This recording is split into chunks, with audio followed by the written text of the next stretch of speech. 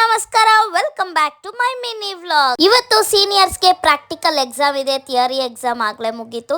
ಚಿನ್ಮಯ್ ಮನೆಗೆ ಬಂದಿದ್ಲು makeup ಮಾಡಿಸ್ಕೊಳ್ಳೋಕ್ಕೆ. Makeup ಮಾಡ್ತಾ ಇದ್ದೀನಿ. ಹೇಗಿದೆ ಮೇಕಪ್ ಕಮೆಂಟ್ ಮಾಡಿ. ನಮಗೆ ಎಕ್ಸಾಮ್ ಸೆಂಟರ್ ಉಳ್ಳಾಳ ಹತ್ರ ಇತ್ತು. ಸೊ ಆಟೋ ಬುಕ್ ಮಾಡಿಕೊಂಡು ಎಕ್ಸಾಮ್ ಸೆಂಟರ್ ಹತ್ರ ಹೋದ್ವಿ. ಚಿನ್ಮಯ್ಗೆ ಆಲ್ ದ ಬೆಸ್ಟ್ ಹೇಳಿ ಎಕ್ಸಾಮ್ಗೆ ಫಸ್ಟ್ ವೈವಾಗ್ ಹೋದ್ಲು.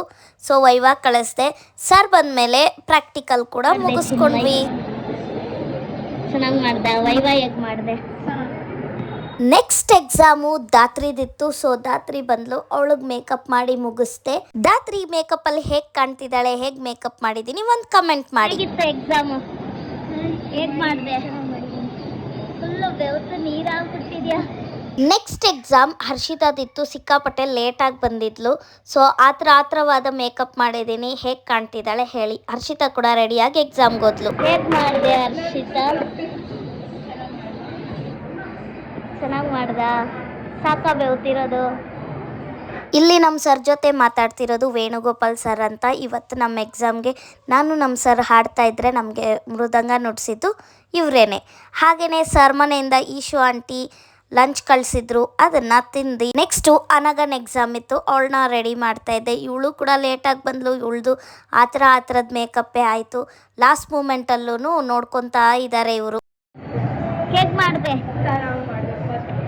ಏನು ಕೇಳಿದ್ರು ವೈವಾಲೆಲ್ಲ? ಅದೇ ರಾಗ ತಾಳ ರಚನೆ ಭಾವಾರ್ಥ. Okay done. ಇವತ್ತು 4 ಜನದ ಎಕ್ಸಾಮ್ ಇತ್ತು. ಅದನ್ನು ಮುಗಿಸ್ಕೊಂಡು ನಾನು ಕ್ಲಾಸ್ ಕಡೆ ಹೋದೆ.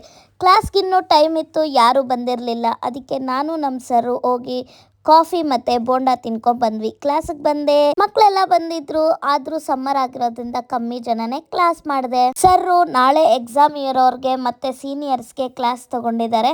ಸೊ ಅವ್ರು ಮಾಡ್ತಾಯಿದ್ರು. ಆ್ಯಂಡ್ ಈ ಕಡೆ ನಾನು ನಾಳೆ ಪ್ರೋಗ್ರಾಮ್ ಇರೋ ಮಕ್ಕಳಿಗೆ ಕಾಸ್ಟ್ಯೂಮ್ನ ಡಿಸ್ಟ್ರಿಬ್ಯೂಟ್ ಮಾಡ್ತಾ ಇದ್ದೆ. ಸೈಜಸ್ ಎಲ್ಲ ಚೆಕ್ ಮಾಡಿ ಅವ್ರವ್ರ ಸೈಜ್ ಅವ್ರಿಗೆ ಕಾಸ್ಟ್ಯೂಮ್ನ ಕೊಡ್ತಾ ಇದ್ದೀನಿ.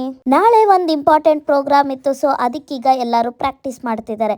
ಈ ಪ್ರಾಕ್ಟೀಸ್ ಎಲ್ಲ ಮುಗಿದ್ಮೇಲೆ ಎಲ್ಲರೂ ಮನೆಗೆ ಹೊರಟ್ವಿ. ನಾನಂತೂ ಮನೆಗೆ ಹೋಗಿದ ತಕ್ಷಣ ಬೆಡ್ ಮೇಲೆ ಬಿದ್ದೆ. ಸೊ ಈ ವ್ಲಾಗ್ ಇಷ್ಟೇ. ನೆಕ್ಸ್ಟ್ ವ್ಲಾಗಲ್ಲಿ ಸಿಗ್ತೀನಿ. ಅಲ್ಲಿವರೆಗೂ ಟಾಟಾ, ಬಾಯ್ ಬಾಯ್.